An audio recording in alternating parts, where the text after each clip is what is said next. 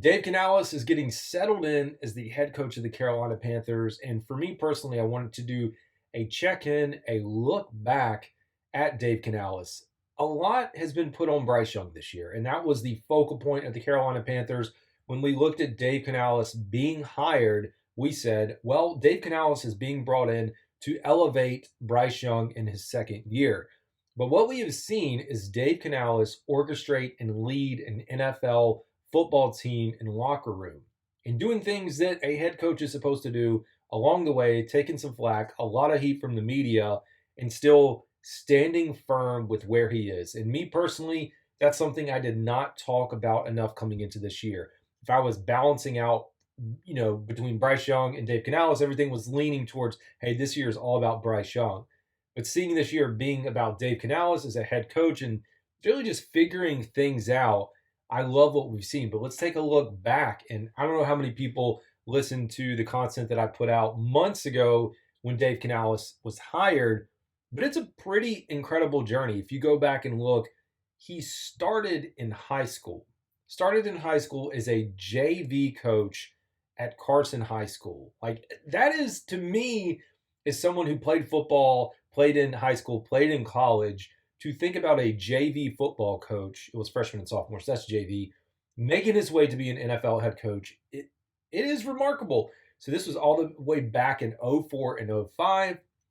He then transitioned, I should say, over to El Camino College, held roles as special teams coordinator, tight ends, and eventually quarterbacks. He did help them win a state championship at the college ranks in 2006 and secured 2 conference titles.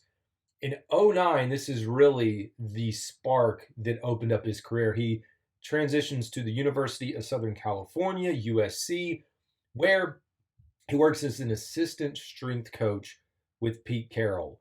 That was in 09, and then remember, Pete Carroll jumps to Seattle in 2010, and Dave Canales gets to make the journey with him. And so from 2010 to 2017, Dave Canales was the wide receivers coach. That is a long time. Like, if you think about any job, maintaining one role in your job for 7 years. Now, we've heard all kinds of stories about his attention to detail. Some people might call him a yes man, a whatever kisser, but he put in the work. And to maintain that, I mean, coaching players like Golden Tate, Sidney Rice, Doug Baldwin, Jermaine Kersey, Tyler Lockett, all those guys along the years, and just growing with a team and an organization that played some pretty good football during that time. So he did that from 10 to 17. He became the quarterbacks coach from 18 to 19. Pivotal role, really, when you think about Russell Wilson, Geno Smith. Everyone wants to talk about him being the quarterback whisperer, and that's part of it. He then moved to the passing game coordinator, and hey, that's part of the reason he got his opportunity to become the quarterback's coach again back in 2022, and then transition over to the offensive coordinator role with the Tampa Bay Buccaneers. During his time in Seattle, he was part of the coaching staff that secured 10 playoff appearances, 2 conference championships, and a Super Bowl title. And if you're a Panthers fan, you remember this well. We go back, you look at Baker Mayfield last year, had a career resurgence, like no doubt about it, found his footing, had a heck of a season, 4,000 passing yards. Those are personal best. Completion percentage, 64.3%, and touchdowns, all career best for your man in Baker Mayfield. Buccaneers won the NFC South. They won a playoff game, fell short against Detroit, and man, they looked like a heck of a team. And so here we go into the offseason coaching cycle.